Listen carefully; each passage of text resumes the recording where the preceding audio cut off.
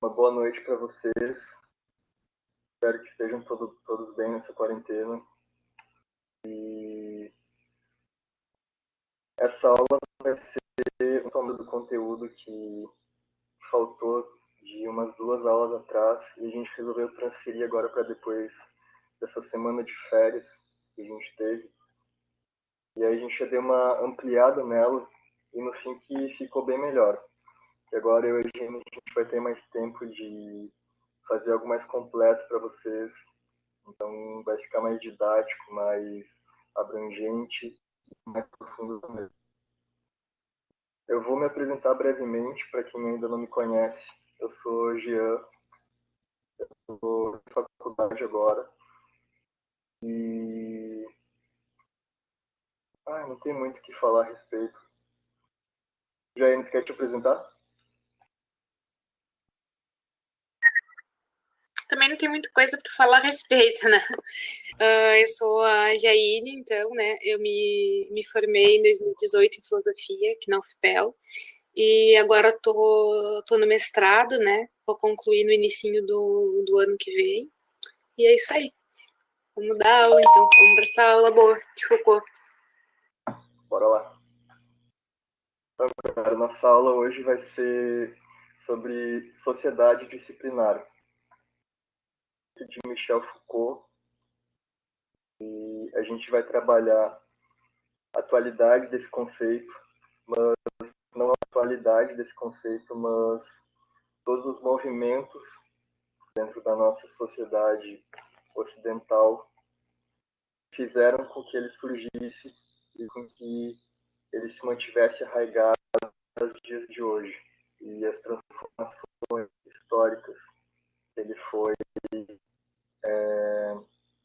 causando nas diferentes instituições. Então a gente pode começar primeiro fazendo uma breve apresentação desse filósofo chamado Michel Foucault.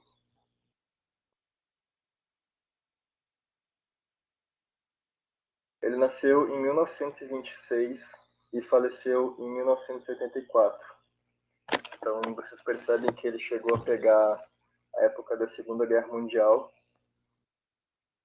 Ele foi, além de filósofo, um ativista, grande ativista, como na foto ali já mostra ele com o megafone, né? Aqui embaixo, esse cara que está de costas é o Sartre. E meio que o pessoal já falou bastante a respeito dele na última aula. Mas o Foucault, ele se distancia bastante do que o Sartre faz. A gente vai ver como isso agora. Ele ministrou cursos no Collège de France, não sei como é que se pronuncia essas coisas em francês, do ano de 1970 até o ano da morte dele, em 1974. Esse é um colégio bem renomado e geralmente os filósofos mais conhecidos e potentes, eles acabam ganhando uma cadeira lá para mostrar as suas pesquisas, não obras acabadas, assim, na verdade como se fossem os projetos que eles fazem nos bastidores e eles vão revelando até onde eles foram nesses cursos. Cada ano tem um curso diferente. Então, para quem se interessar, é muito legal de ver a obra pronta, o livro publicado do Foucault e dos demais professores desse Collège de France, e os cursos que eles deram, que eles ministraram ao longo do ano. Enquanto as obras são bem acabadas e têm ideias bem prontas e potentes, né? Nesses cursos tu vê meio que um debate, uma relação com diferentes ideias e diferentes autores e diferentes acontecimentos, e às vezes eles voltam atrás e partem para outra linha de raciocínio. É bem legal de ver. Mas a gente vai abordar mais, na verdade eu vou abordar mais uma obra pronta dele que se chama Vigiar e Punir, que foi dessa década mesmo, de 1970.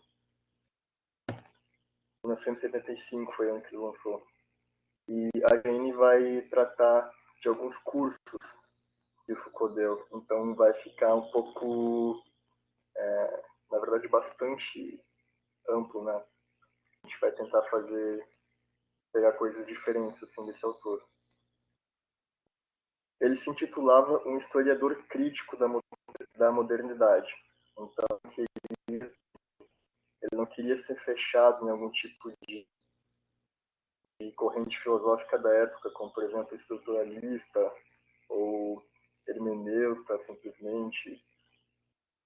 Ele nem um intelectual filósofo cujo papel é influenciar as massas ou representar alguém. O Foucault ele tinha uma concepção bem diferente do que era ser um intelectual, que era dar ferramentas para que essas pessoas não famosas, não poderosas, mas as pessoas do cotidiano, como eu e vocês, pudessem se apropriar dessas ferramentas que são as ideias e por eles mesmos. Então ele tem essa instrumentalização das pessoas como uma forma de luta, como uma forma de resistência. O método dele é chamado genealogia do poder. Ele vai utilizar para fazer as pesquisas dele, para fazer os escritos dele, as obras dele. E sobre Foucault, e basicamente, como está escrito aqui, ele resgata saberes periféricos. O que seriam esses saberes periféricos? Bem, a gente vai compreender isso melhor ao longo dessa aula, mas basicamente são um tipo de saberes, de conhecimentos, de formas de comportamento que ficam esquecidos, ou que ficam, como é que eu vou dizer, surrupiados, que ficam escondidos. A gente tem alguns saberes que são meio que dominantes na nossa cultura, né? Como, por exemplo, as grandes disciplinas que a gente tem de geografia, de matemática, de história, o próprio método científico. São formas específicas e com fórmulas bem fechadas de como fazer as coisas. E a gente tem a ideia de que eles são totalizantes, que eles são gerais, universais, quando na verdade tem várias outras formas de pensar, outras ideias, outras formas mesmo de existir no mundo que a gente não conhece, mas que são inteiramente possíveis e muitas vezes elas são escondidas ou são esquecidas. E o Foucault ele se entrega nesses arquivos, nessas bibliotecas. Eu brinco que ele é tipo uma traça de livro, porque ele passava muitas horas nas bibliotecas lendo arquivos anti-guerra, coisas assim, para trazer justamente esses saberes periféricos e utilizar eles, como está escrito aqui, contra efeitos de poder de discursos científicos. Então, essa multiplicidade de saberes que ele tenta buscar.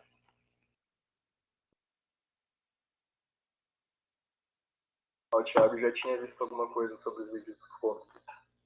Legal, Thiago.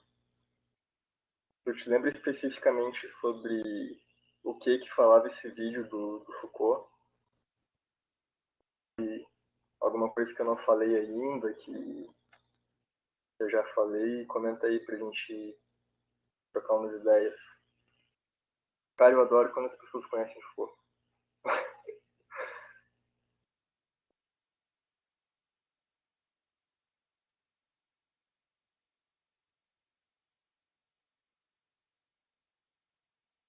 Ai, sim, os tipos de loucura. Então, a gente vai falar um pouco de loucura nesse vídeo. É muito legal. A abordagem que ele dá pra loucura, né?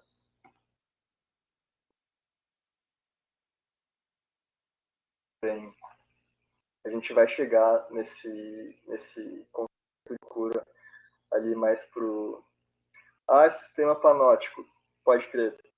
Vai de panoptismo aqui também. E, cara, tá bem informado, hein? Gostei de ver. Vale, ficou. Vamos chegar lá. Mais pro fim da aula. Aí a gente troca uma ideia. A gente pode começar, então, falando, antes de entrar na disciplina exatamente, a A gente vai retornar um pouco no tempo e ver o que tinha antes da disciplina. Existia o que a gente chama de poder soberano, que é um poder que está muito ligado, se vocês lembrarem da aula de história, ao feudalismo, ao imperialismo, ao poder do príncipe, do rei, que é justamente o soberano, né?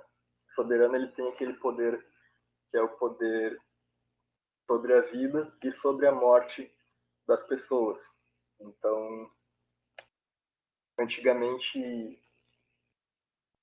ele poderia simplesmente mandar que uma pessoa fosse morta, e pelo poder que era investido nele, essa pessoa era de fato morta. Depois a gente tem várias mudanças nesse poder político do soberano, né? Ele começa a ficar ele começa a precisar cada vez mais de justificação para se manter de pé, até que chega o ponto que esse poder do soberano, ele não é simplesmente dependente da vontade dele. Ele precisa de algum tipo de razão, como por exemplo, alguém ameaçou a vida do soberano, então o soberano aí sim tem o direito de mandar matar essa pessoa. Ou algum outro caso, numa escala muito maior, vamos partir do micro para o macro. Existe algum tipo de ameaça exterior ao Estado, cujo soberano é o líder. Então, nesse caso, o soberano tem o poder de levantar, digamos assim, de colocar em marcha os soldados, as pessoas do seu Estado contra algum outro tipo de poder. Então, em outras palavras, se o Estado se sentir ameaçado do soberano, ele tem o poder de mandar muitas pessoas para a guerra, para a morte. Só que aqui a gente vai falar especificamente de outro tipo de morte, e não é esse tipo de morte de guerra ou de um simples mandato de morte, digamos assim, mas é o suplício. O suplício é justamente a punição daquele infrator de algum tipo de lei, ou quando alguém ameaça a vida do soberano, ou alguma coisa assim. Como é que as pessoas eram punidas antes do século, durante até, né, o século XVIII, lá por 1700, de 1700 para trás. A gente vai entrar propriamente no método genealógico do Foucault, e aqui a gente tem um excerto, um pedaço, um registro de um suplício simplesmente absurdo que foi feito em 1757. E aí o Foucault traz a citação. Damiens fora condenado, a 2 de março de 1757, a pedir perdão publicamente diante a porta principal da igreja de Paris, aonde devia ser levado e acompanhado numa carroça, nu, de camisola, carregando uma tocha de cera acesa de 2 libras. Em seguida, na dita carroça, na praça de Greve, e sobre um patíbulo que aí será erguido, atenazado nos mamilos, braços, coxas e barrigas das pernas.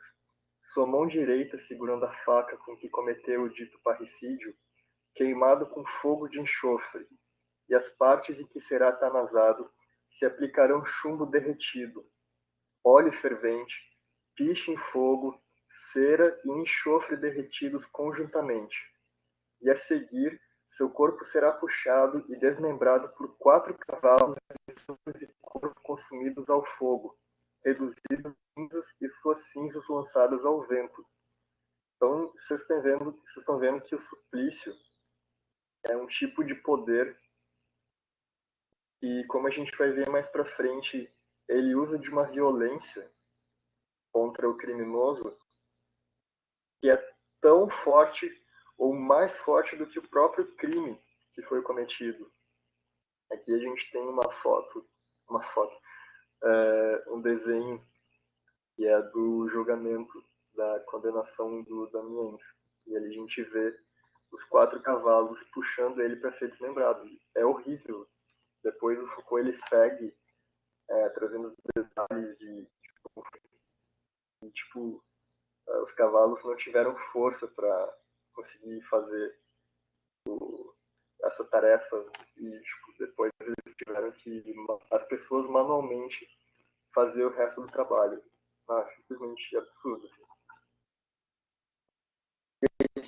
Tem apenas 3 décadas mais tarde um regulamento que foi para a casa dos jovens detentos em Paris.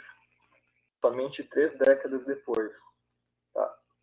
Artigo 17. Aqui eu trouxe só 2. O dia dos detentos começará às 6 horas da manhã, no inverno, no verão. O trabalhar 9 horas por dia em qualquer estação. 2 horas por dia ao ensino. O trabalho e dia terminarão às 9 horas no inverno, às 8 horas no verão. Artigo 18. Levantar. Primeiro rufar de tambor, os detentos devem levantar-se e vestir-se em silêncio. Enquanto o vigia abre as portas das celas, ao pôr ordem para irem à capela fazer a oração da manhã. Há 5 minutos de intervalo entre cada rufar. Então aqui a gente já vê uma mudança drástica de punição contra o criminoso, né? E a gente tem uma transição já desse poder soberano, porque a gente pode chamar então de poder disciplina. A gente tem meio que um grande desenvolvimento de disciplina, algo como uma origem, né? Que ela tenha surgido completamente aí, mas a gente tem um grande desenvolvimento então dessa forma de disciplina. E aqui a gente tem alguns esclarecimentos a respeito. Então, o suplício, mais para baixo, o terceiro. A cena do suplício público dava a impressão de se igualar ou ultrapassar a violência do condenado. Aproximava os observadores a uma ferocidade que devia ser afastada. Então, com essa cena teatral, digamos assim, da punição do condenado, as pessoas que observavam, que como tem naqueles filmes de faroestes, né, que aí já é bem mais recente, mas o funcionamento é mais ou menos o mesmo. As pessoas observavam os condenados serem enforcados, então formava toda aquela multidão em volta, né? Era inclusive um evento, as pessoas saíam de casa para ir assistir como se fosse uma espécie de show. Só que tinha um efeito que era muito contraditório, porque enquanto tu fazia aquilo para fazer com que as pessoas se comportassem bem, com que elas fossem, como, que elas se comportassem em paz, ao mesmo tempo tu fazia elas observarem e se acostumarem, naturalizarem um ato de extrema crueldade. E era feito não pelo criminoso, mas pelo próprio Estado. Então é muito contraditório. No último momento, inverti os pés, onde o carrasco se parecia com o criminoso e os juízes com assassinos. O próprio sistema judicial de manter a ordem e manter a paz, ela traz a violência sistematizada, né? O supliciado despertava piedade e admiração. Então aqui a gente tem uma inversão quase que completa, porque as pessoas observando aquele supliciado, elas não diziam, nossa, ele tem o que merece, o Estado está fazendo o seu papel de punir aqueles que transgridem as leis e tal. Não. Viam a própria nobreza como perpetuando desculpa, outros crimes. Isso fazia com que a massa que observava ficasse confusa em relação a esse papel do Estado. E aqui alguns detalhes históricos que o suplício de exposição do condenado foi mantido na França. O Foucault é francês, né? Então a grande maioria dos exemplos históricos que ele vai trazer são situados na França. Então foi mantido até 1831 e finalmente abolido em 1848. E aqui outro exemplo, que as cadeias que arrastavam os condenados a serviços forçados através de toda a França até Brest e Toulon foram substituídas em 1837 por decentes carruagens pintadas de preto. E aqui a gente observa outra mudança nesse funcionamento de poder punitivo, de ser essa celebração, esse evento em que as pessoas observavam os criminosos, passa a ser algo supervisado, algo super discreto. Enquanto tu leva o criminoso para ser punido, é num carro preto como se fosse vergonhoso para o Estado essa função de punição. Então passa de uma espécie de vingança do governante, que ele violenta o condenado, ele está se vingando da ação que foi feita contra o Estado, em que então, em vez de passar a ser essa manifestação de orgulho, de poder, que é mostrada a todos, torna-se algo e feito longe, como diz, através de todo Brest e Toulon. Então, tipo, era um lugar muito distante que esses condenados eram levados. Então a gente começa a tratar agora das disciplinas, né? E a gente tem a noção do Foucault, e aí eu cito ele. Métodos que permitem o controle minucioso das operações do corpo, que realizam a sujeição constante de suas forças, dizem uma relação de docilidade-utilidade. Então, é algo que está muito ligado ao princípio, pelo menos, com o corpo das pessoas. Só que aqui a gente tem uma mudança também em relação ao poder soberano.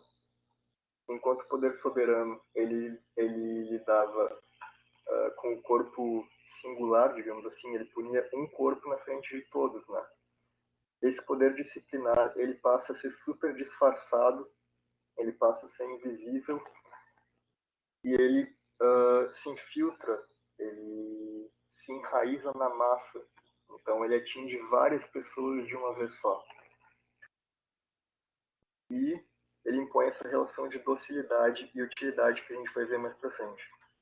Então, de um poder que fazia morrer, né, com esse suplício que era o poder soberano e condenar e deixar viver simplesmente, a gente passa por um poder que ele faz viver, ou seja, ele age não agora com a morte, mas ele age sobre a vida. A disciplina, ela age sobre a vida das pessoas. E ela deixa morrer simplesmente. Ou seja, as pessoas morrem de causas naturais, digamos. Aqui a gente tem alguns exemplos nas imagens, né, de onde a disciplina com bastante força. E a gente tem o exército, ali embaixo a gente tem a escola, a pedagogia, e nas fábricas, nas manufaturas. Algumas características e diferenciações.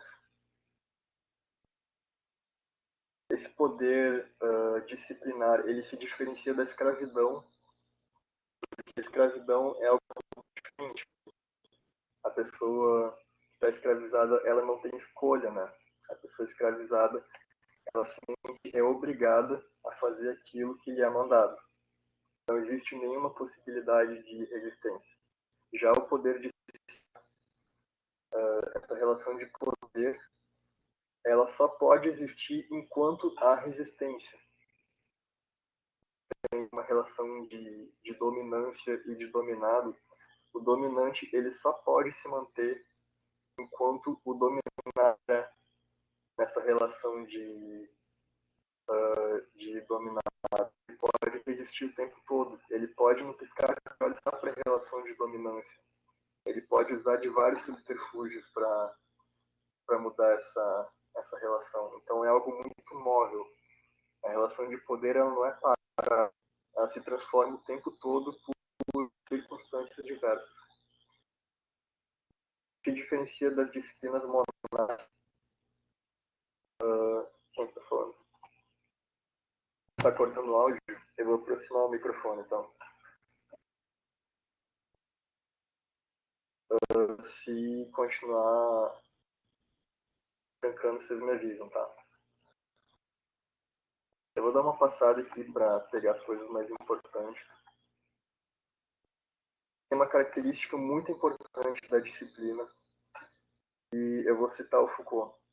A disciplina aumenta as forças do corpo em termos técnicos de utilidade.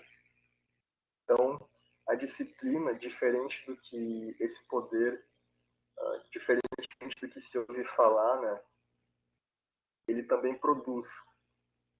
Então, não é aquela coisa que simplesmente reprime. O poder ele afasta, o poder controla, o poder diminui. Mas o poder também tem essa função de produção.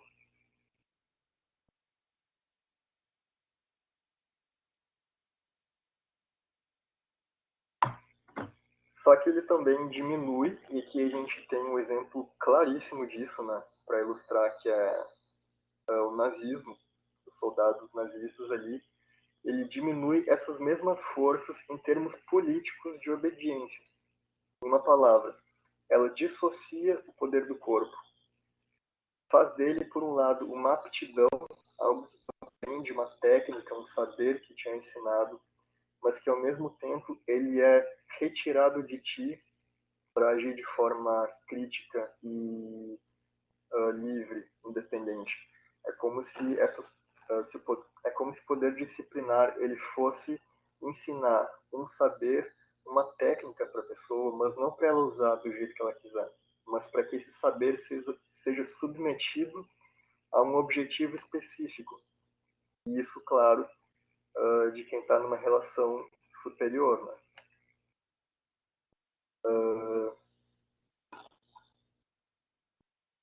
Então, faz dele, por um lado, uma aptidão, uma capacidade que ela procura aumentar, e inverte, por um lado, a energia, a potência que poderia resultar disso, e faz dele uma relação de sujeição estrita. Então, daí que a gente vê essas.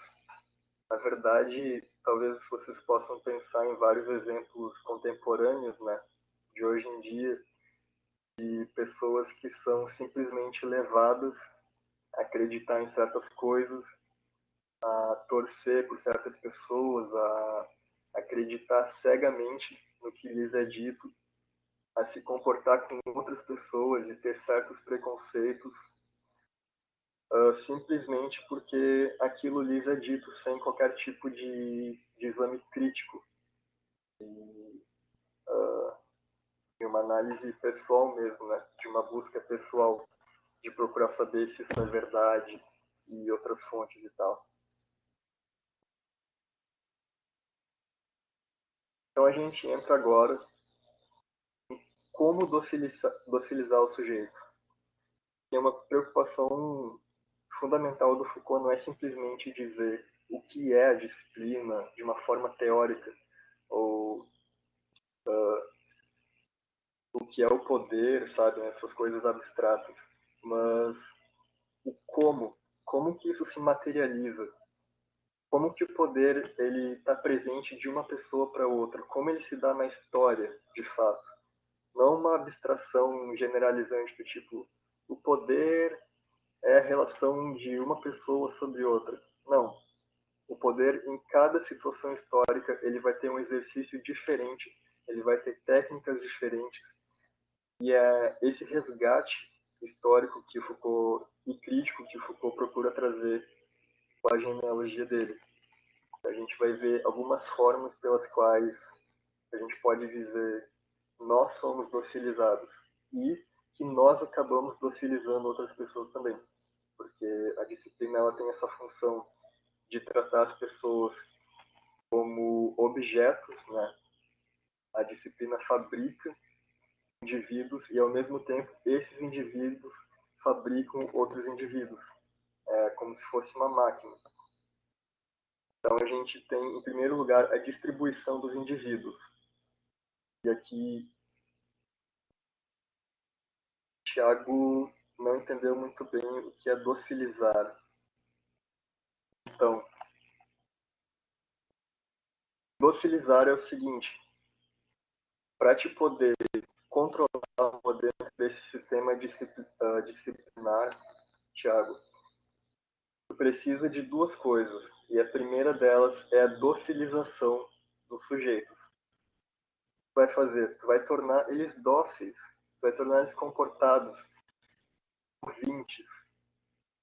Uma pessoa que está, por exemplo, no controle de uma fábrica, na diretoria de uma escola, na chefia de um hospital, ela não vai querer que os pacientes, que os alunos, que os seus empregados eles tenham forma descontrolada, que eles não ouçam e não façam o que lhes é dito. A primeira tarefa da disciplina é justamente tornar essas pessoas dóceis, torná-las comportadas, obedientes ou receptoras desse conhecimento, dessas técnicas que vai ser inscritas, digamos assim. Qualquer outra dúvida, não sei se eu expliquei bem, mas qualquer outra dúvida, cair, beleza? Então a gente tem, em primeiro lugar, para fazer essa docilização dos indivíduos, a distribuição. Aqui a gente está num plano material de localização das pessoas no espaço. Então vamos citar um exemplo histórico do Foucault. Em 1719, o conjunto será fechado e cercado por uma muralha de 10 pés de altura que rodeará os ditos pavilhões, a 30 pés de distância de todos os lados. Isto para manter as tropas em ordem e em disciplina e que o oficial esteja em condições de responder por ela. Aqui a gente está falando de uma ordem militar. Como fazer militares eles fiquem comportados? Bem, em primeiro lugar, vai fechar eles dentro de um lugar, possa vigiar eles, que eles não possam e que eles estejam tanto do lado de fora quanto deles mesmos dentro, porque está todo momento um vigiando o outro e se um aprontar alguma coisa que é proibida, sempre vai ter alguém para denunciar, seja alguém que estiver no cargo de vigia ou seja um próprio colega que viu e não ficou satisfeito. Então, tu tem uma administração do espaço através dos mecanismos de cerca e essa cerca, ela é um rudimento muito ineficaz, o Foucault vai dizer. Ela é simplesmente o primeiro passo. Ela consiste em quê? Em tu aglomerar essa massa de trabalhadores, seja de alunos, seja de áreas, de pacientes, tudo no local.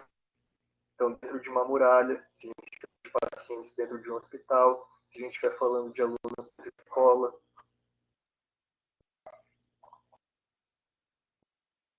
Mas isso não basta. Então, a gente parte para o próximo passo, que é o quadriculamento. O quadriculamento, além de tu localizar essas pessoas dentro de um grupo, tu vai quadricular esse grupo. Então, tu tem um conjunto fechado e para cada rua tu vai ter um lugar específico dentro desse grupo. É como se fosse, pensem nesse exemplo, não só eles localizados dentro de uma certa área, mas cada soldado tendo o seu lugar específico em que ele deve permanecer. Mas isso também não é o suficiente. Então a gente tem as localizações funcionais. Então agora vocês pensem numa fábrica. Não basta somente tu colocar os, os empregados todos no seu lugar. Tem um que leva uma peça de lugar X para o Y. Tem outro que fica parado sempre no mesmo lugar. Tem aquele fulano que gosta de conversar com outro fulano e rende menos. Então, para cada lugar, tu vai fazer com que o trabalho dessa pessoa seja intensificado.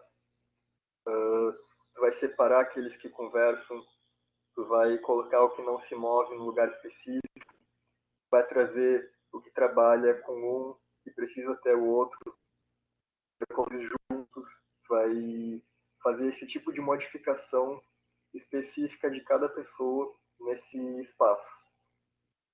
E, finalmente, a fila.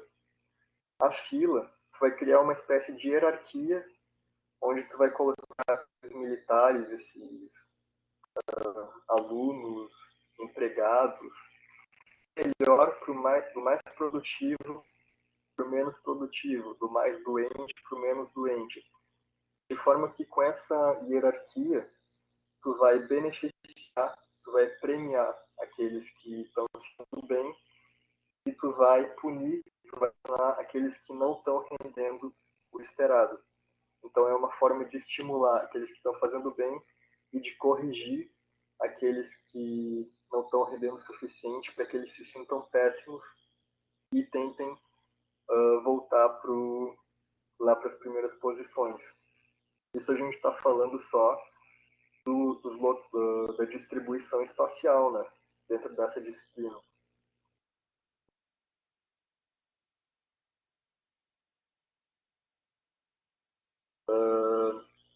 A gente tem o controle da atividade e aqui a gente fala a respeito do horário. Então, vamos ler o exemplo ali. Como é que isso se deu historicamente? 1706. A última pancada do relógio, um aluno baterá o sino e ao primeiro toque todos os alunos se porão de joelhos, braços cruzados e os olhos baixos. Terminada a oração, o professor dará um sinal para os alunos se levantarem, um segundo para o saudar Cristo e o terceiro para se sentarem. Então, vocês estão vendo que aqui a gente tem uma organização super fechada do tempo, né? Um sinal tem tantos minutos para fazer alguma coisa, outro sinal tem tantos minutos para fazer outra coisa. É uma organização do tempo como nunca se tinha visto antes. Antes desse período, a gente está falando de 1706, né? Tinha organização dentro dos monastérios, porque os sacerdotes eram super organizados, né? Esse monastério passou para o exército, depois passou para a escola, passou para o hospital e foi se espalhando nas diferentes instituições até que o tempo ele quadriculado, digamos assim, na universal, né? A organização das gênesis, aqui a gente tem atividades, cargos e saberes em grau de dificuldade. Então a gente pode, por exemplo, dar uma atividade muito complexa, por exemplo, construir algum tipo de peça numa fábrica para uma pessoa que nunca trabalhou numa fábrica, que não fez nenhum tipo de aprendizado ainda.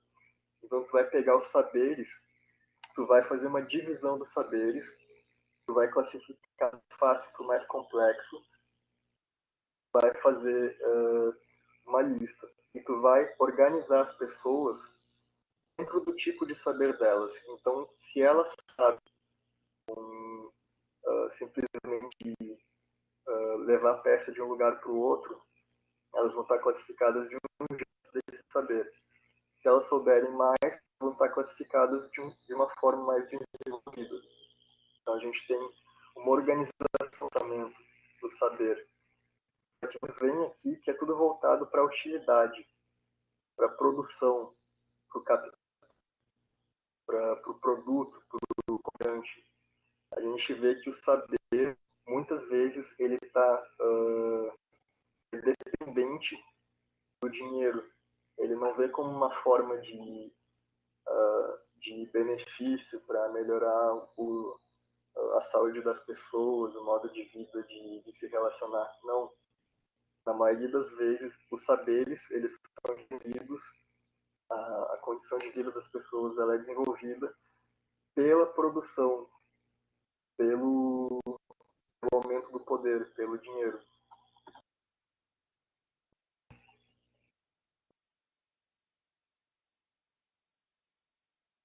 a gente tem agora a composição das forças. E aqui a gente fala sobre essa organização das massas, em que o corpo singular ele vira um elemento, uma peça. A gente está falando de uma pessoa, né?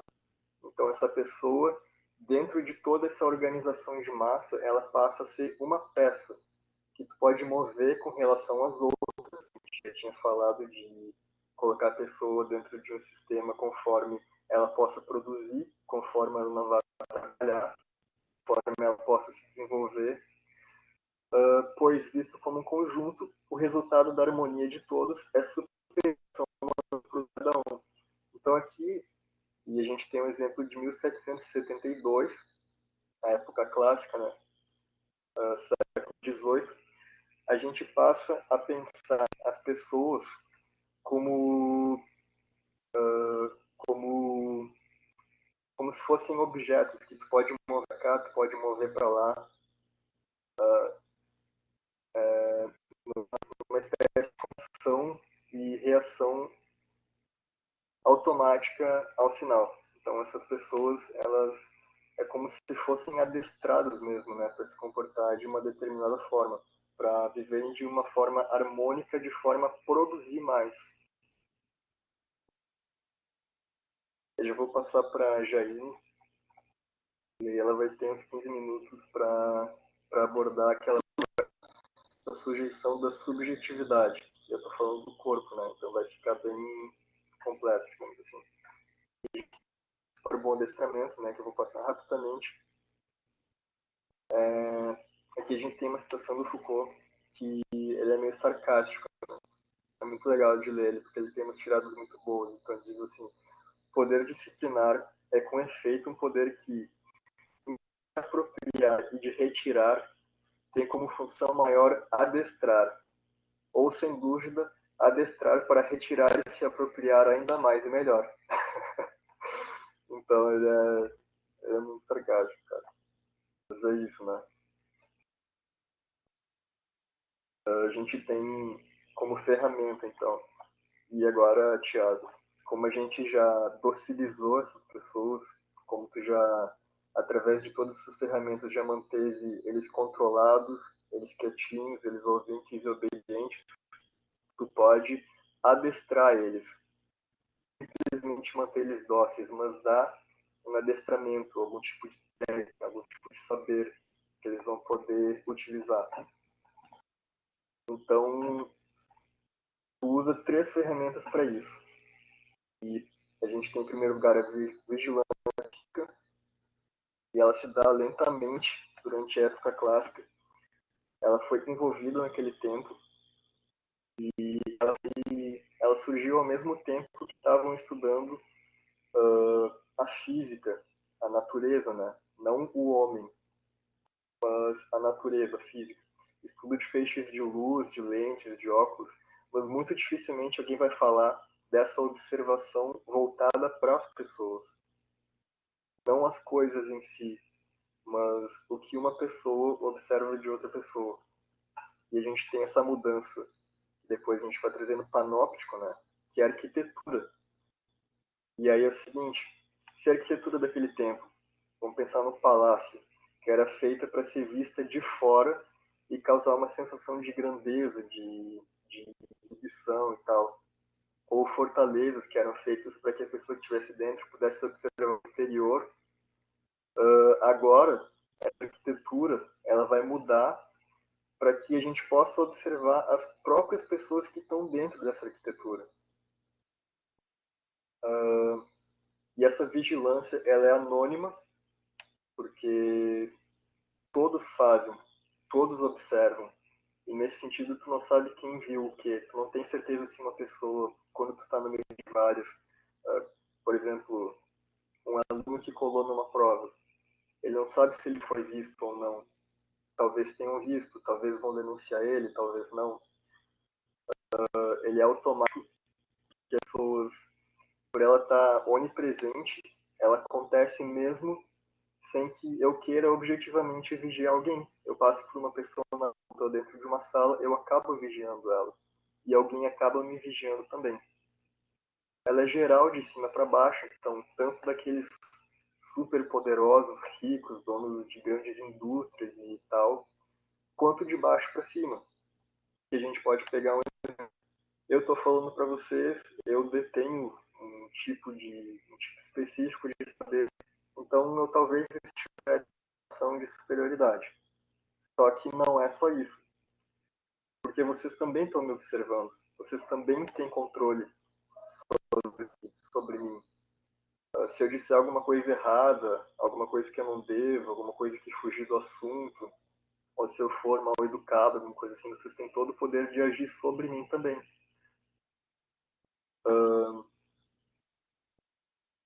Mas, ele é muito indiscreto também, né? Por estar em toda parte. Ele é silencioso e naturalizado. E isso é uma coisa chocante, porque antes disso, só quem era observado eram as pessoas superpoderosas. Né? Então, por exemplo, um rei tinha toda uma historiografia desse rei, tinha toda a genealogia, né, de quem foram os familiares dele e tal, de onde é que ele veio. Então,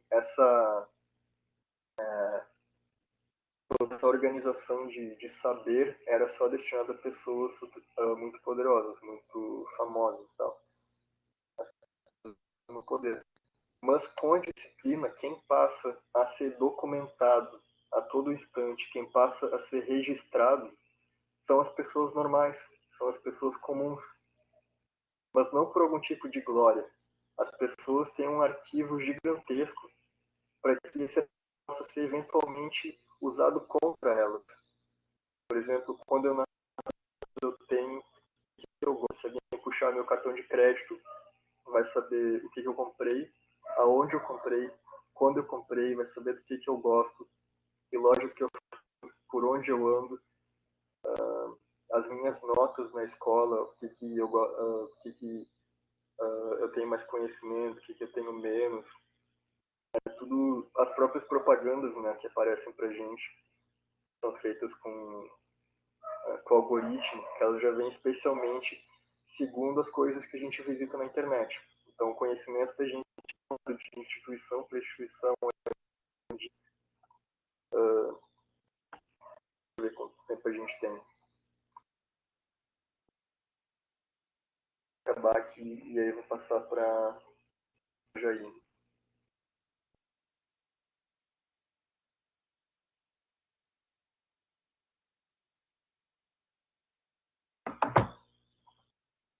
A gente tem essa vigilância hierárquica, a função normalizadora, que ela tem, diferente do poder soberano, ela não quer simplesmente punir para castigar, para se vingar, mas corrigir.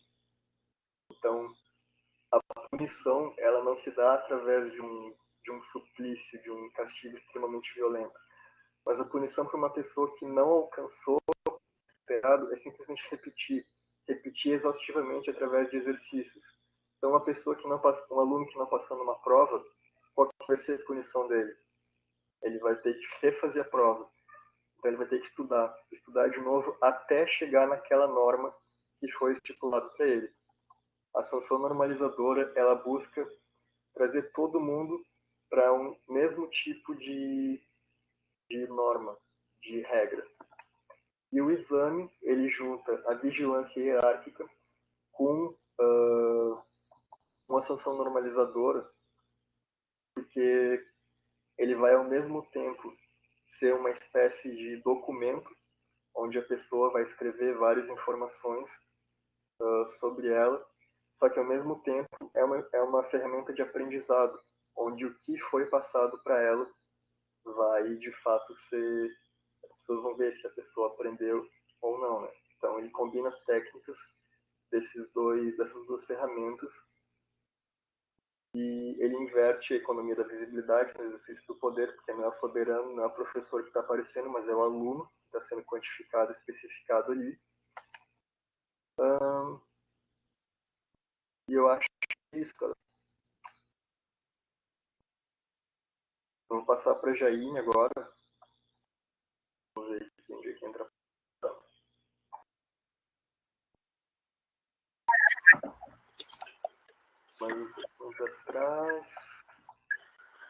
Aqui. Aí.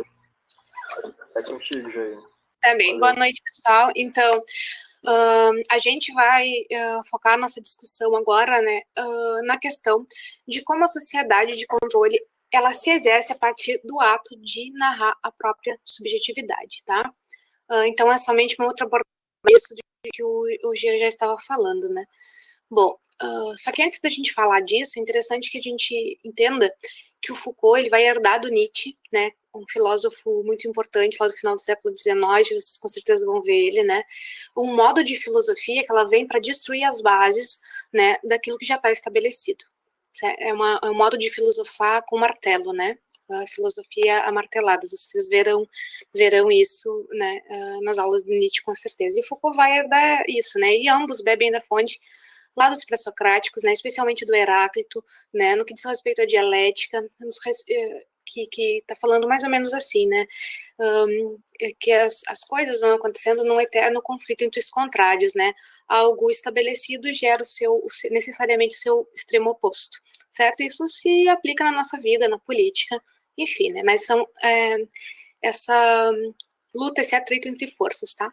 E o Foucault e Nietzsche também vão herdar, né, isso lá de Heráclito. Então é necessário saber disso. Bom, e é necessário saber também que o Foucault ele falou muito de disciplinas, ele falou muito da questão do poder e do saber, né, mas o foco central da pesquisa dele é o sujeito, certo? O sujeito vai ser o foco da pesquisa do Foucault. Bom, o que ele vai dizer? E aí, por isso a importância da subjetividade para ele, né? E aí ele vai dizer que a subjetividade, ela é o resultado dessas relações de forças que instituem saberes, né? Das relações entre as forças, as que são de poder, né? E que vão instituir esses saberes. O que são esses saberes? São modos de discursos, tá? São modos discursivos, modos de subjetivação, né? Que constitui a subjetividade dos sujeitos. Né? Então, os sujeitos hoje, aquilo que nós somos hoje, né, nada mais é do que o resultado do embate dessas forças e do estabelecimento de diversos saberes, tá? Então, eu não consigo mudar o slide aqui, muda para mim já. Então, perguntas como essas, ó. Como a sociedade de controle se exerce a partir do ato de narrar a própria subjetividade? Quais saberes que essas instituições produzem a partir do controle da subjetividade dos indivíduos? Né? E dado que instituições adestram o corpo, como nós vimos que o Jean nos mostrou, né? Como se faz o controle da subjetividade? Nessas questões que são questões que permanecem aí latentes. E aí o Foucault vai dizer que algumas formas históricas, né, adotaram, e aí pode mudar de novo, adotaram a tarefa de conduzir, né, condutas e de governar os homens, né. O que são essas formas históricas? Né, pelo menos no que tange a subjetividade. Aí o Foucault vai dizer, olha, a igreja, a psicanálise, a psiquiatria e a medicina, né. Bom, no que se refere à igreja, né, a igreja, ela exerce o seu controle a partir do dispositivo, especialmente, né, a partir do dispositivo da confissão, é o que Foucault vai nos dizer, né, e a psicanálise hoje também, né. Bom, e o poder da igreja, ele vai dizer que é o poder, ele vai chamar, né, de poder pastoral. O pastor do judaico-cristianismo, né, ele vai dizer é diferente do político grego, porque o político grego, ele comandava um território, né, e o pastor, ele vai comandar no lugar disso um rebanho, né, ele reúne aquelas pessoas que estão dispersas, enfim, ele vai agregar todo mundo, né, e sem ele essas pessoas, elas não permanecem juntas, né? Então por isso a figura do pastor e do padre, né, e do sacerdote, enfim, ela é tão cara, tão importante, tá? Porque essa relação é diferente, né? Bom, aí no poder pastoral, então, a salvação ela tem um caráter individual, tá? Ela implica uma análise minuciosa, então, né, dos méritos e deméritos da gente, né? Do quanto a gente é bom ou ruim, né? Quanto a gente acerta, quanto a gente erra, isso vai ter aí a sua parcela lá na hora que nós somos julgados, né? Então, a obediência à lei, né, ela implica submissão total, né, à vontade do outro. E a verdade, no caso, né, nesse caso, deve ser orientada para um modo de conduzir-se na vida cotidiana, tá? Então, a gente tem uma verdade estabelecida que vem de fora, né? No caso dessa moral cristã, e a gente deve seguir ela e assume isso como nossa verdade, né? E aí ele vai dizer que isso, que essa modo de se relacionar, então, com a salvação, com a lei, com a verdade, é que vai constituir, né, o sujeito moderno, né?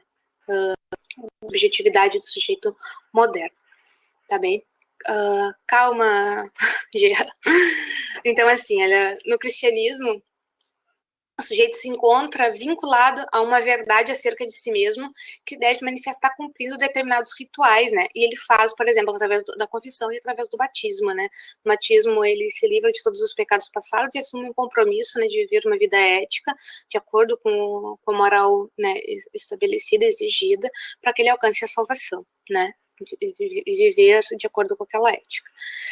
Tá? E aí, assim, mas por que tudo isso acontece, né? A gente pode perguntar. E aí ele vai dizer, olha, porque essas instituições como a igreja, a psicanálise e a medicina, elas detêm um saber, né? E esse saber é o que lhes confere o poder, né? O poder do quê? Do controle da subjetividade, tá? Pois elas veiculam, né, discursos de verdade, né? Isso que elas fazem. A igreja, por exemplo, ela detém o saber da vida após a morte, né, do certo e do errado, até do belo, de Tolkien era o belo por muito tempo, né? Então, é por meio da figura do padre e do pastor que ela exerce esse poder, né? A medicina, ela detém o saber da vida, né? O saber da saúde, né? E aí, nós já vamos falar mais disso, né? E quem exerce esse controle é o médico, né? E aí, na psicanálise, ou a psiquiatria, ela detém o saber da loucura e da sanidade, né? Ela que vai ditar o que é normal e o que não é normal, né? Então, ela detém esse saber e aí exerce um poder na sociedade, na subjetividade dos sujeitos por causa disso, tá? Bom, o Foucault vai ser bem crítico à psicanálise, né? Ele vai dizer que ela é herdeira das práticas cristãs de confissão, né? Um prolongamento dessa moral cristã, dessa pastoral cristã, né? Claro que a gente pode discordar disso, né? Mas é o posicionamento dele, né? Ela seria como uma espécie de correção da crise psiquiátrica, né? Que a gente tinha na virada do século XIX.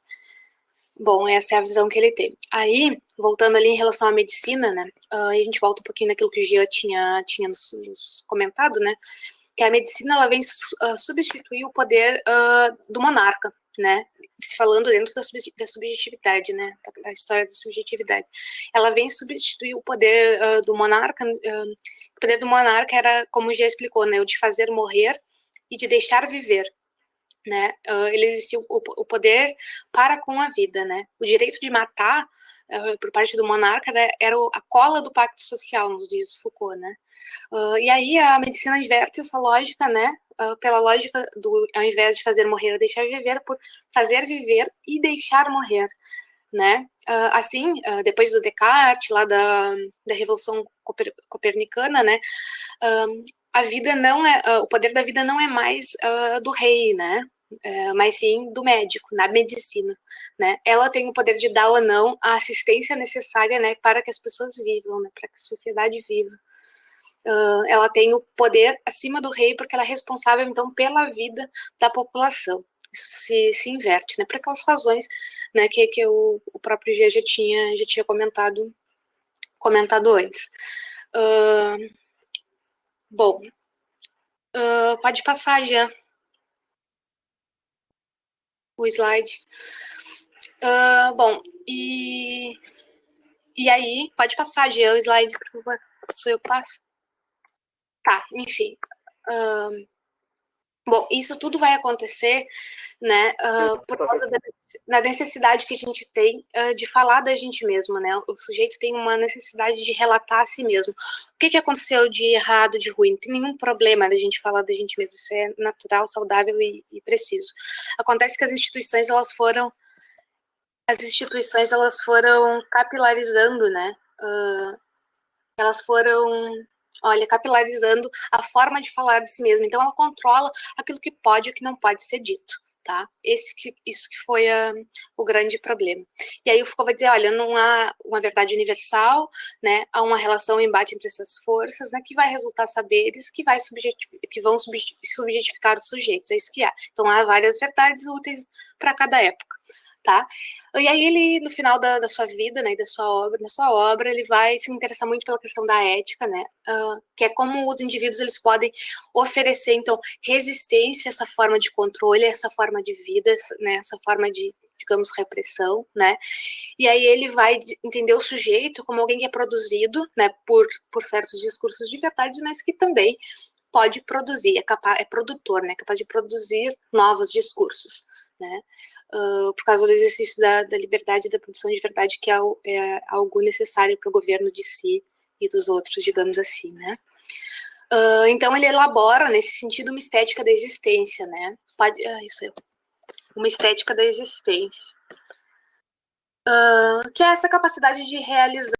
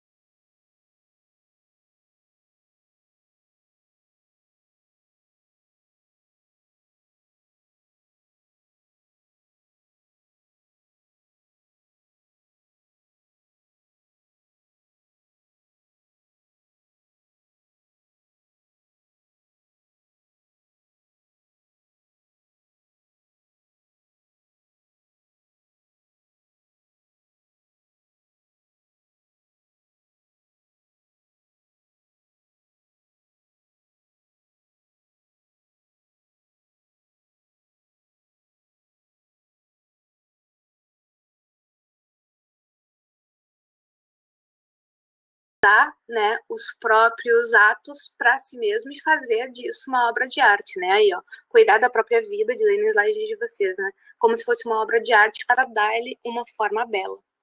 Então, nós deveríamos viver nesse sentido. Esse jogo de verdade próprio da estética da existência, ele não tem a forma da norma e da obediência, né? Então, nós teríamos que ter um posicionamento crítico, né? Dessa forma de vida. Isso se dá como? Através da prática da parresia, né? Que é uma prática grega que vem lá dos cínicos, né? Que quer dizer tudo, né? É uma fala franca, né? É dizer toda a verdade, né? Sem adulações, sem técnicas retóricas, é a gente ter a coragem da verdade, de manifestar a verdade, né? De dizer as coisas. Então, seria nesse sentido, né? Que o ser humano poderia sair desse estado, né? De disciplina, tá? Não só de disciplina, mas de controle, né?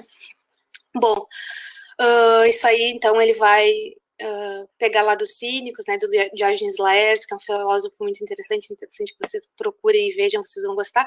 E aí eu quero deixar, então, como, em linhas gerais é isso, eu queria deixar como reflexão que a gente pense assim, que tipo de sujeito a nossa época está produzindo, certo? Se Foucault dizia que aqueles saberes veiculavam discursos de verdade, que isso alterava a vida do sujeito, a modo como ele era no mundo, né? Imaginem agora, né? O que a gente tem agora? né? Olha só o que os algoritmos fazem com a gente, né? Ditam quem a gente vai votar, o que a gente vai comer, o que a gente vai vestir, com quem a gente vai se relacionar, não é mesmo? Então, a gente nunca foi tão controlado, me parece, tão escravo, né, de um sistema quanto nós somos hoje. E aí a gente fica essa reflexão, e é legal porque pode cair até no Enem lá para fazer texto, né? Então vão pensando nisso, né?